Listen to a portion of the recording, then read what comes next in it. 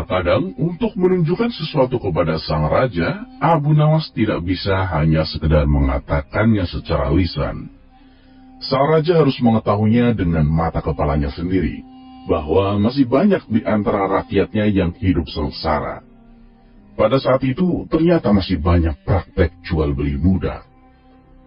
Dengan bermodalkan tekad dan niat yang kuat, Abu Nawas berencana akan menjual baginda raja.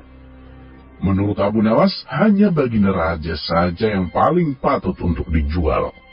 Selama ini, hanya baginda raja yang selalu menyengsarakan pikirannya. Sekarang sudah sepatutnya giliran Abu Nawas yang mengerjai baginda.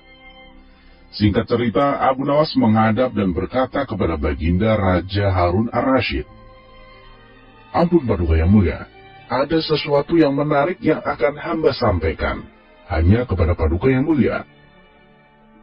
"Apa itu, wahai Abu Nawas?" tanya baginda raja tertarik.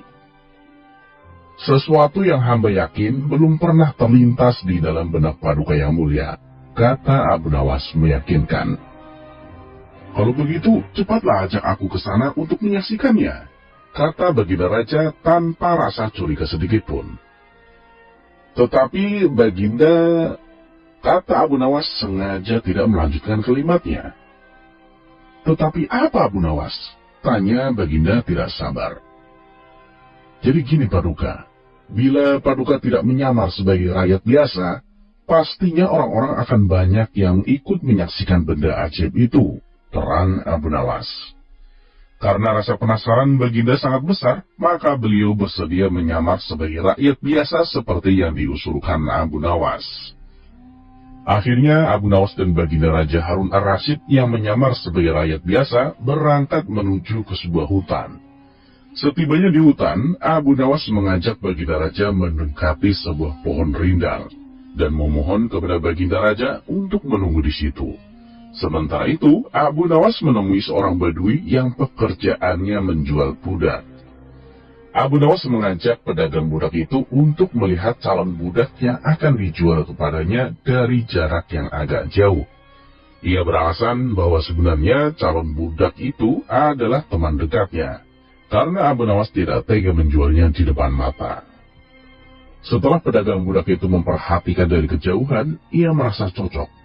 Abu Nawas lalu membuatkan surat kuasa yang menyatakan bahwa pedagang budak sekarang mempunyai hak penuh atas diri orang yang sedang duduk di bawah pohon rindang itu. Abu Nawas pun pergi, begitu menerima beberapa keping uang emas dari pedagang budak tersebut. Baginda raja masih menunggu Abu Nawas di bawah pohon tersebut.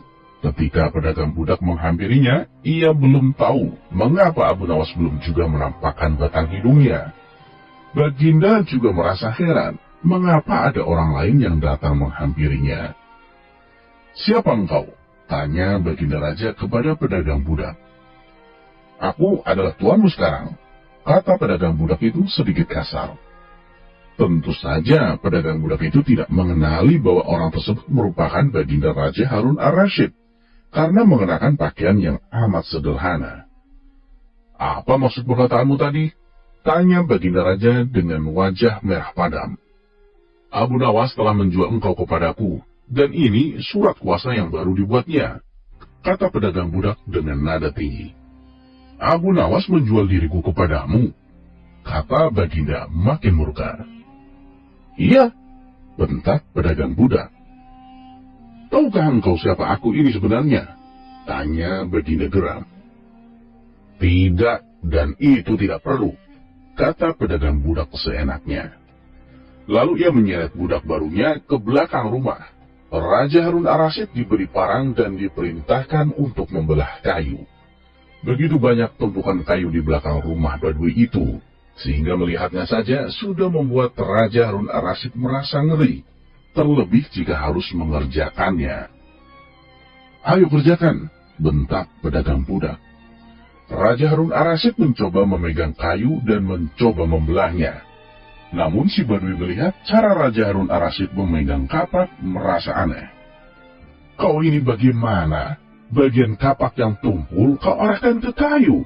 Sungguh bodoh sekali," jelas pedagang budak dengan nada yang semakin tinggi. Raja Harun ar-Rasyid kemudian mencoba membalik kapak hingga bagian yang tajam terarah ke kayu. Ia mencoba membelah, namun tetap saja pekerjaannya terasa aneh dan kaku bagi si Badui. Oh, beginikah derita orang-orang miskin mencari sesuap nasi? Harus bekerja keras lebih dahulu. Wah, lama-lama aku tak tahan juga, gumam Raja Harun ar-Rasyid. Si Badui menatap Raja Harun ar-Rasyid dengan pandangan heran, dan lama-lama menjadi marah. Ia merasa rugi telah membeli budak yang bodoh itu. Hei Badui, cukup. Semua ini aku sudah tidak tahan, kata Raja Harun ar-Rasyid. Kurang ajar ya, kau ini budakku dan harus patuh kepadaku, kata Badui itu sembari memukul Baginda. Tentu saja, raja yang tak pernah diperlakukan kasar itu menjerit keras saat dipukul kayu. Hei Badui, aku adalah rajamu, Sultan Harun ar-Rasyid, kata Baginda Raja sambil menunjukkan tanda kerajaannya. Pedagang budak itu kaget dan mulai mengenali Baginda Raja. Ia pun langsung menjatuhkan diri sembari berlutut di hadapan Raja. Baginda Raja mengampuni pedagang budak itu karena ia memang tidak tahu. Tetapi kepada Abu Nawas, Baginda Raja amat murka dan geram.